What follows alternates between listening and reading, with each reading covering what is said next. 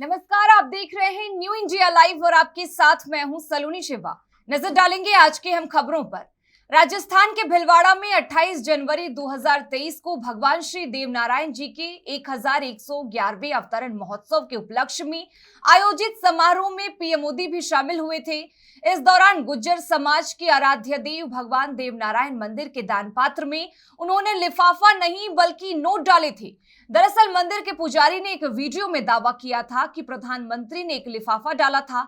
इस लिफाफे को 9 महीने बाद खोला गया तो इसमें 21 रुपए निकले थे, जबकि दान पात्र में 2 अन्य लिफाफे में भी निकले।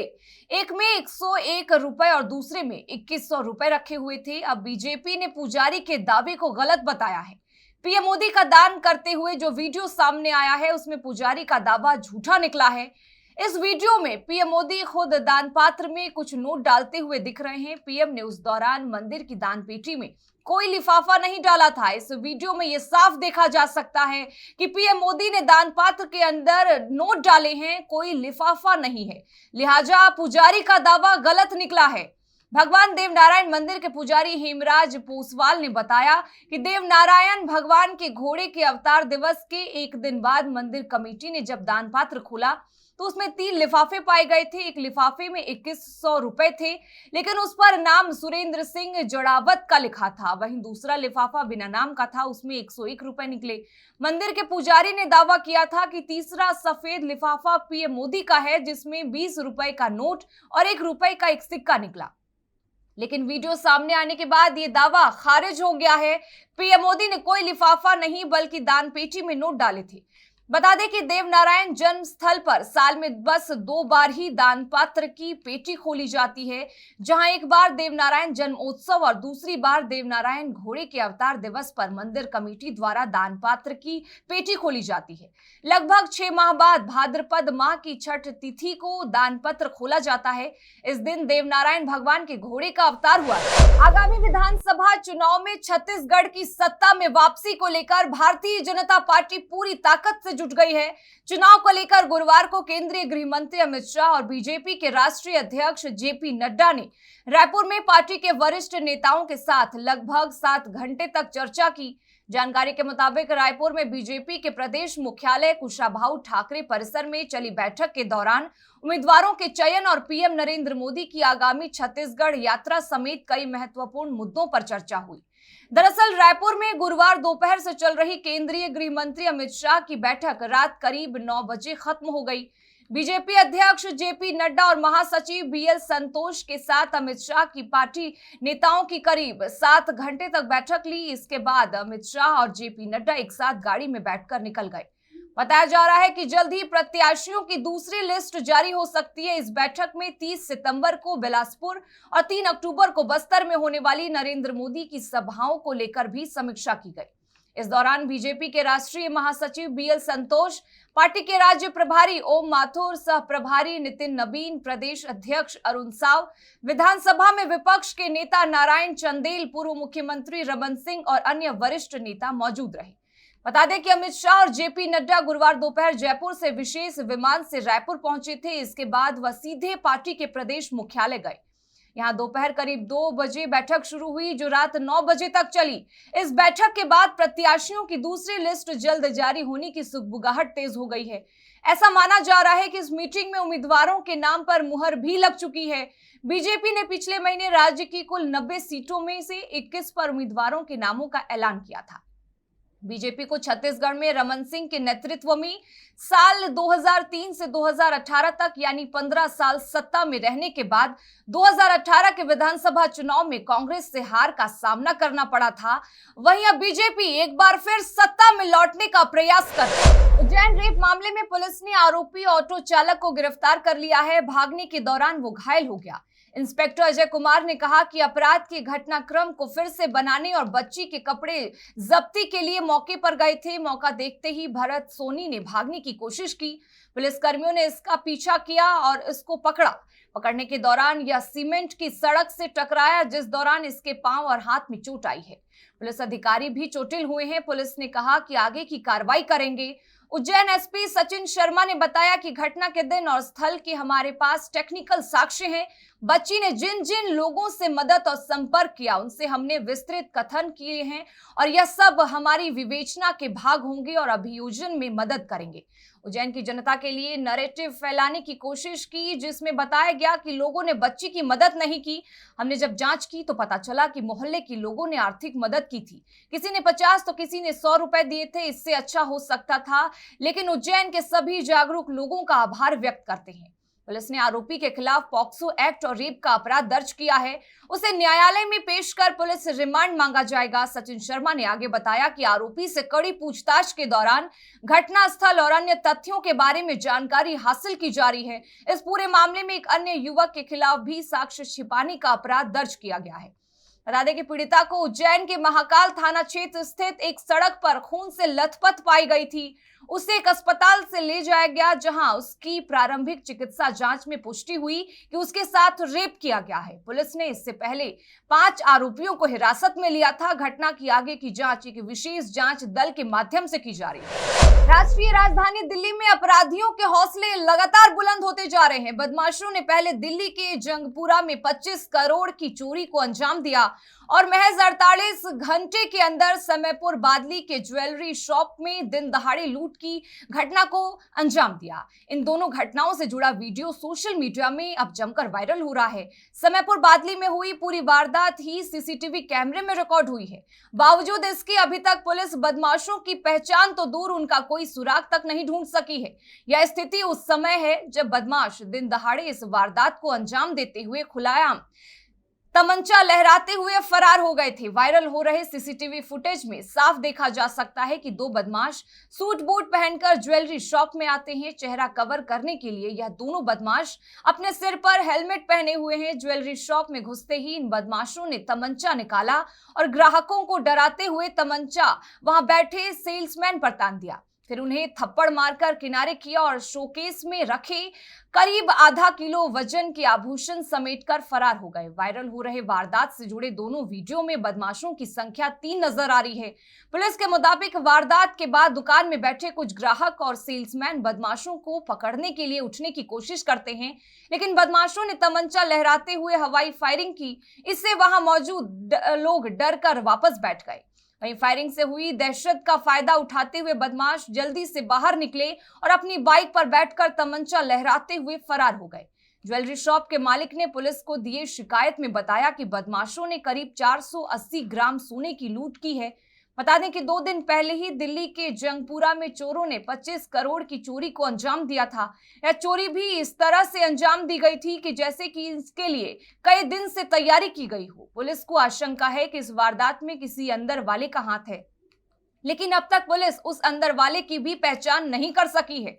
इस घटना के बाद हुई ज्वेलरी शॉप में 27 सितंबर की दोपहर करीब 1:30 बजे हुई लूट ने पुलिस की नींद उड़ा दी है। पुलिस के मुताबिक ज्वेलरी शॉप में बदमाशों ने महज 1.5 मिनट में इस वारदात को अंजाम दिया है। इसमें एक बदमाश तो पूरे समय तक वहां मौजूद लोगों पर तमंचा ताने खड़ा रहता है, वहीं बाकी के दोनों बदमाश जेवर समेटते नजर आ रहे हैं। किसानों के 19 संगठनों ने राज्य भर में 17 जगहों पर रेल ट्रैक पर धरना देकर ट्रेनों की आवाजाही रोक दी है। रेल डिवीजन फिरोजपुर के तहत 56 ट्रेन रद्द करनी पड़ी, जबकि 23 ट्रेनों को उनके निर्धारित स्टेशन के बजाय रास्ते में रोक दिया गया। 10 ट्रेनों को दूसरे रूट से रवाना किया गया है। किसानों के रेल रोको आंदोलन के चलते हजारों यात्री परेशान रहे। किसानों ने 3 दिन रेल रोको आंदोलन करने का ऐलान किया है। ऐसे में शुक्रवार और शनिवार को भी रेल सेवा बाधित होने की आशंका है। जो ट्रेनें रद्द हुई हैं, रेलवे को उन यात्रियों को रिफंड करना पड़ेगा। रेल अधिकारियों के मुताबिक किसानों ने गुरुवार को मोगा रेलवे स्टेशन, मोगा जिले के अजीतवाल और डगरू, होशियारपुर, गुरदासपुर, जालंधर के डेरा बाबा नानक, जालंधर कैंट, तरनातरन, संगरूर के सुनाम, पटियाला के नाभा, फिरोजपुर में बस्ती, टंकावाली, मल्लावाला, बठिंडा के रामपुरा फुल, अमृतसर के देविंदासपुर, मजीठा, फाजिलका रेलवे स्टेशन और मरेल कोटला के अहमदगढ़ में रेल पटरियों पर धरना देकर ट्रेनें रोकी गई। प्रदर्शन में बड़ी संख्या में महिलाएं और युवा भी शामिल हुए। आंदोलनकारी किसानों की तालमेल कमेटी के नेता सरवन सिंह पंधेर ने कहा कि मोदी सरकार लगातार किसानों की मांगों को अनदेखा कर रही है। बाढ़ से जूझ रहे उत्तर भारत के राज्यों को केंद्र की ओर से पर्याप्त मदद न मिलने से स्थिति चिंताजनक है। बता दें कि किसानों की केंद्र सरकार से मांग है कि वह न्यूनतम समर्थन मूल्य यानी एमएसपी के लिए समिति का गठन करें। इसके अलावा प्रदर्शन के दौरान जिन किसानों पर केस दर्ज किए गए हैं उसे समाप्त कर दिया जाए। रेल रोको आंदोलन के दौरान किसानों ने मांग की है कि आंदोलन के दौरान जिन किसानों की मौत हुई है उनके परिजनों को मुआवजा और सरकारी नौकरी दी जाए। दोपहर बाद शुरू हुए इस आंदोलन में किसानों ने बाढ़ प्रभावित क्षेत्रों के किसानों को उचित मुआवजा देने की भी मांग कर रहे हैं। प्रदर्शन में शामिल एक किसान ने पूरे देश के किसानों के एकजुट होने का दावा करते हुए कहा कि अगर किसी ने पंजाब के किसानों के साथ दुर्व्यवहार करने की कोशिश की तो इस आंदोलन में हरियाणा के भी किसान शामिल होंगे। इसके अलावा उत्तर भारत में बाढ़ से जो नुकसान हुआ है उसके लिए सरकार विशेष रूप से 50 करोड़ रुपए राहत पैकेज की घोषणा करे, साथ में मजदूर किसानों का कर्ज माफ करे। सरवन सिंह पंधेर ने कहा कि 3 दिनों तक चलने वाले इस आंदोलन से रेल यात्रियों को असुविधा हो सकती है। उन्होंने कहा कि हमने रेल रोको आंदोलन की घोषणा 1 महीने पहले ही की थी, लेकिन सरकार ने हमें बातचीत के लिए आमंत्रित नहीं किया।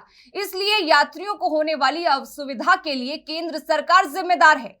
पीएम मोदी पर आरोप लगाते हुए उन्होंने कहा कि प्रधानमंत्री ने किसानों की आय दोगुनी करने का वादा किया था, लेकिन हमारी आय तो दोगुनी नहीं हुई, उल्टा पेस्टिसाइड, खाद, डीजल, पेट्रोल सहित खेती के कई सामानों के दाम बढ़ गए हैं। ऐसे में हमारे पास केंद्र सरकार की नीतियों के खिलाफ प्रदर्शन करने के अलावा कोई और चारा नहीं है।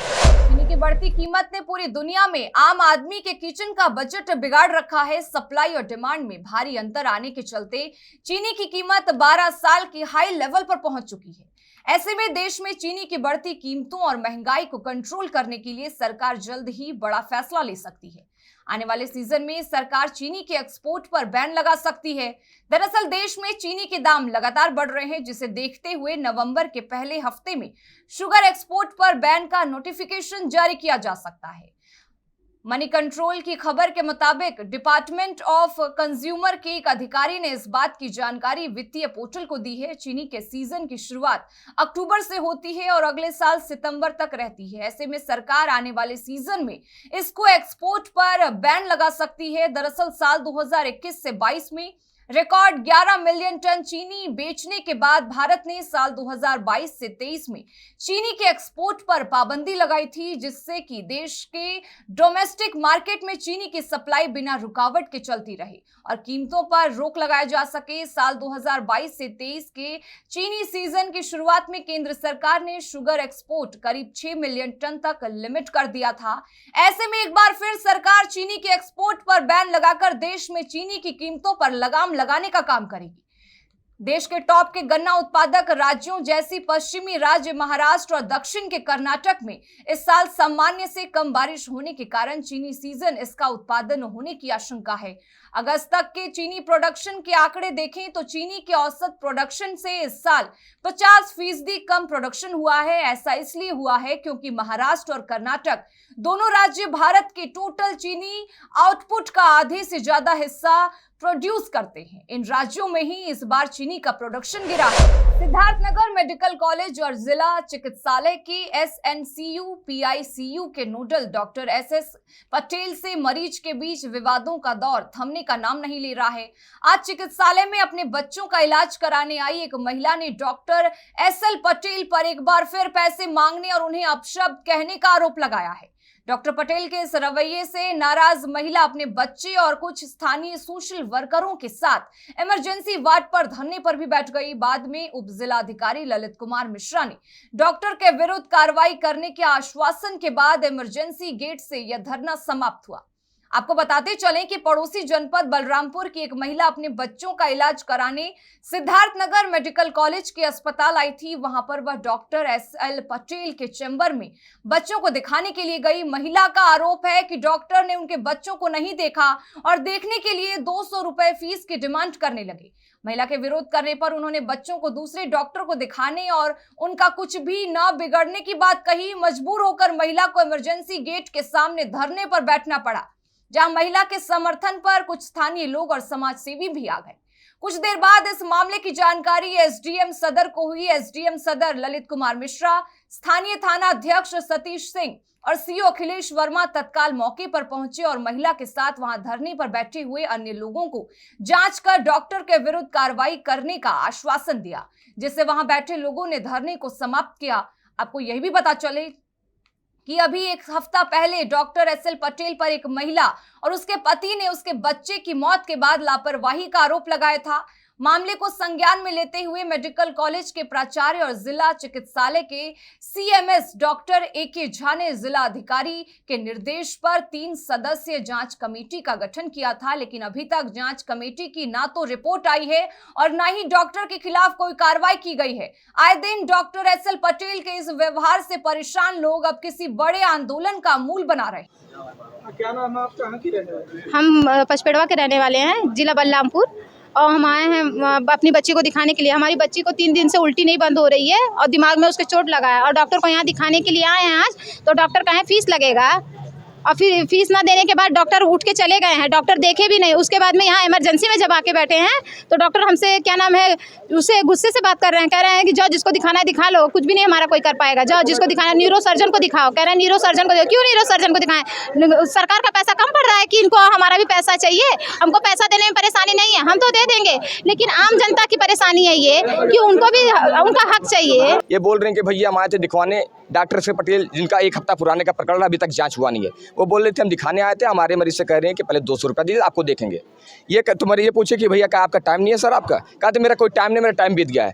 और 1 हफ्ता पहले एक अधिकारी खुद जवाब दे रहे हैं कि ये जितने भी पीआईसीयू और आईसीयू के जो डॉक्टर हैं वो ऑन ड्यूटी कॉल पे हैं। ऑन ड्यूटी कॉल पे हैं, इसका मतलब ये है कि 24 घंटे में जब कभी मरीज को दिक्कत होगा तो डॉक्टर को आना पड़ेगा। अभी यहाँ संज्ञान में आया है कि कुछ लोग अपनी शिकायत दर्ज की और धरने पे जैसा थे और किसी डॉक्टर के खिलाफ एक आरोप लगाए हैं, तो इसके संदर्भ में जांच किया जाएगा।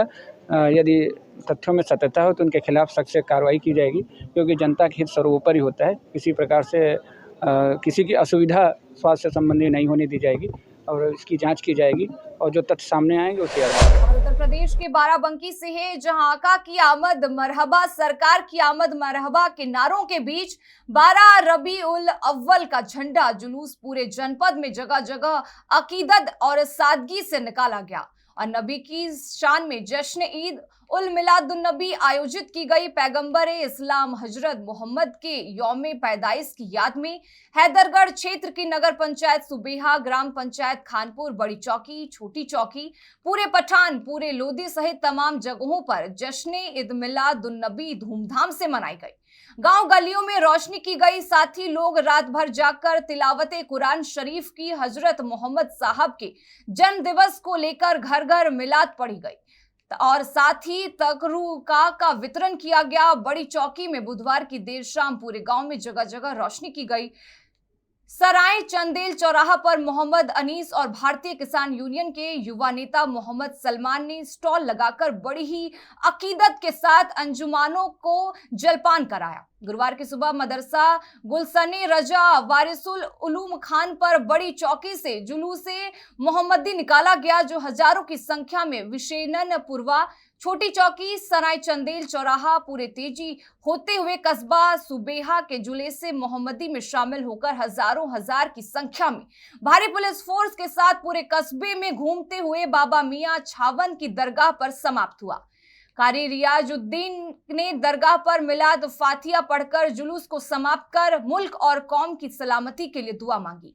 वहीं इस मौके पर युवा जिलाध्यक्ष चौधरी जैद, पत्रकार राजेश मिश्रा, सराफत अली, मोहम्मद अनीस, कारी मोहम्मद याकूब खां, चौधरी खाकवान, मोहम्मद हाशिम, असबार खां, इमरान हाशमी, मोहम्मद आदि शामिल। श्री कृष्ण जन्मभूमि संघर्ष न्यास के तत्वाधान में भागवत मंदिरम गोपाल खार परिक्रमा मार्ग में अमर शहीद क्रांतिकारी भगत सिंह की जयंती मनाई गई। राष्ट्रीय संरक्षक आचार्य बद्रीश महाराज न्यास के राष्ट्रीय अध्यक्ष दिनेश शर्मा, राष्ट्रीय मंत्री मोहिनी शरण महाराज, राष्ट्रीय महामंत्री अश्विनी कुमार शर्मा, प्रदेश प्रवक्ता राजेश पाठक ने संयुक्त रूप से शहीद भगत सिंह के चित्रपट पर माल्यार्पण किया।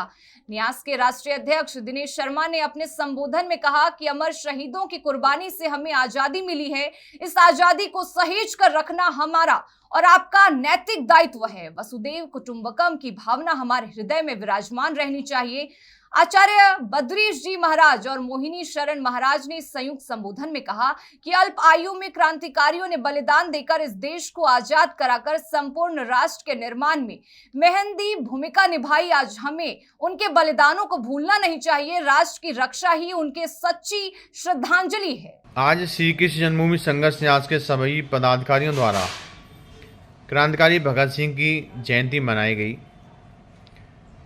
इन महान क्रांतिकारियों की वजह से आज हम भारत में सुरक्षित महसूस कर रहे हैं, अच्छी तरह रह रहे हैं, क्योंकि इन क्रांतिकारियों ने अपनी जान जोखिम में डालकर भारतवासियों को अंग्रेज़ों से आज़ाद कराया। इन क्रांतिकारियों ने अपने जीवन में बहुत कठिनाइयों का सामना किया और अंत में अपने प्राणों की आहुति दे दी। क्रांतिकारी भगत सिंह जी का जन्म पंजाब में हुआ था। इस सरदार परिवार में जन्मे थे। ये शुरू से ही बहुत ही क्रांतिकारी थे और हमारे क्रांतिकारियों के जो वंशज हैं वो आज बहुत ही दयनीय स्थिति में जी रहे हैं। सिद्धार्थनगर जनपद में 3 किलोमीटर के अंदर अलग अलग स्थानों पर संदिग्ध परिस्थितियों में शव मिलने से क्षेत्र में सनसनी फैल गई। वहीं लोगों में भय का माहौल है। देखते ही देखते दोनों स्थानों पर लोगों का जमावड़ा लग गया। वहीं 2 शव मिलने से पुलिस ने भी काफी तत्परता से काम लिया। साथ ही दोनों शव को कब्जे में लेकर पोस्टमार्टम के लिए भेज दिया गया है। पूरा मामला जिले के गौलहौरा थाना क्षेत्र का है।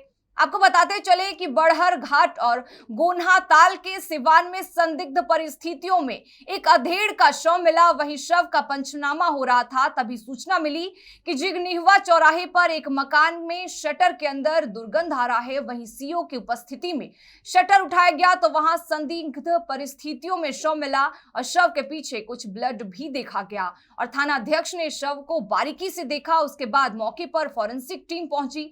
दोनों डेड बॉडी का पंचनामा कराकर कब्जे में लेकर पुलिस ने पोस्टमार्टम के लिए भेजा है। वहीं सीओ इटवा जयराम ने बताया कि एक सिवान में डेड बॉडी मिली है।